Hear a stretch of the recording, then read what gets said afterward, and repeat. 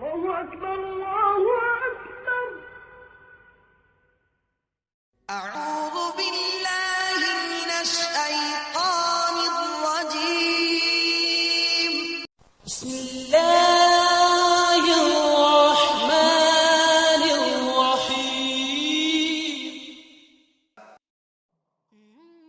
عبداللہ بن داؤد نے بیان کیا، کہا کہ ہم سے عامش نے ابراہیم نخعی سے بیان کیا، انہوں نے اسود سے، انہوں نے حضرت عائشہ رضی اللہ تعالی عنہا سے کہ آپ نے بتلایا کہ نبی کریم صلی اللہ علیہ وسلم کی مرض الوفات میں حضرت بلال رضی اللہ تعالی عنہ نماز کی اطلاع دینے کے لیے حاضر خدمت ہوئے۔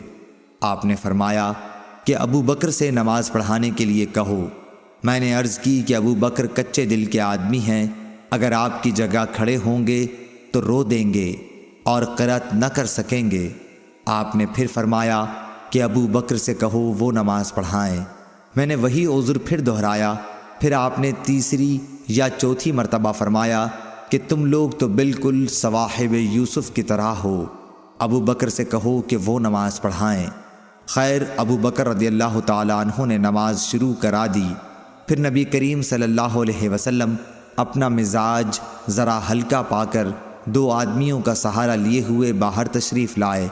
گویا میری نظروں کے سامنے وہ منظر ہے کہ آپ کے قدم زمین پر نشان کر رہے تھے۔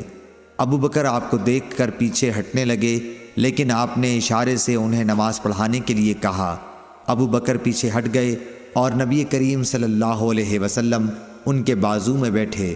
حضرت ابو بکر رضی اللہ تعالی عنہ لوگوں کو نبی کریم صلی اللہ علیہ وسلم کی تکبیر سنا رہے تھے۔ عبداللہ بن داؤد کے ساتھ اس حدیث کو محاذر نے بھی عامش سے روایت کیا ہے۔ صحیح بخاری حدیث نمبر 712۔ ابو معاویہ محمد بن حازم نے عامش کے واسطے سے بیان کیا، انہوں نے ابراہیم نخعی سے، انہوں نے اسود سے، انہوں نے حضرت عائشہ رضی اللہ تعالی عنہا سے۔ آپ نے بتلایا کہ نبی کریم صلی اللہ علیہ وسلم زیادہ بیمار ہو گئے تھے تو بلال رضی اللہ تعالی عنہ آپ کو نماز کی خبر دینے آئے۔ آپ نے فرمایا کہ ابو بکر سے نماز پڑھانے کے لیے کہو۔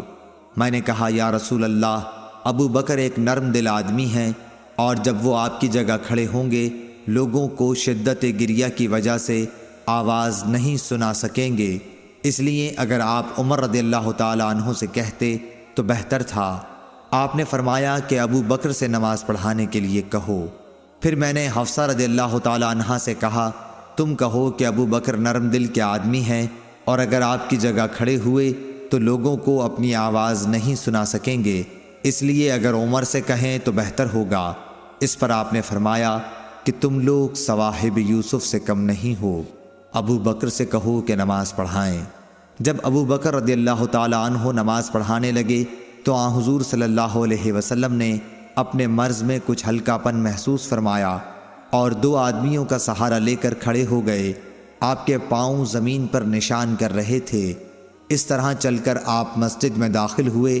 جب ابو بکر نے آپ کی آہٹ پائی تو پیچھے ہٹنے لگے، اس لیے رسول اللہ صلی اللہ علیہ وسلم نے اشارے سے روکا۔ پھر نبی کریم صلی اللہ علیہ وسلم ابو بکر رضی اللہ تعالی عنہ کی بائیں طرف بیٹھ گئے تو ابو بکر کھڑے ہو کر نماز پڑھ رہے تھے اور رسول اللہ صلی اللہ علیہ وسلم بیٹھ کر۔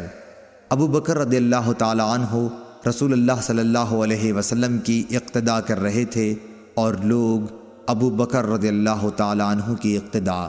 صحیح بخاری حدیث نمبر 713۔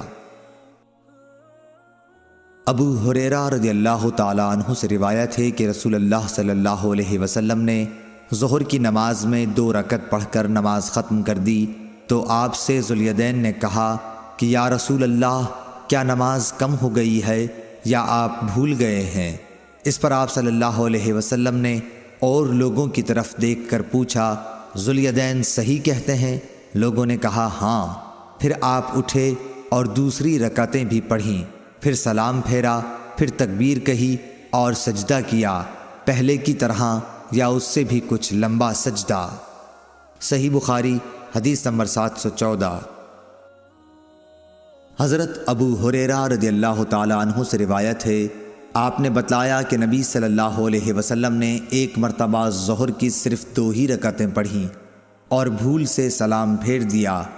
پھر کہا گیا کہ آپ نے صرف 2 ہی رکعتیں پڑھی ہیں، پس آپ نے 2 رکعتیں اور پڑھیں، پھر سلام پھیرا، پھر 2 سجدے کیے۔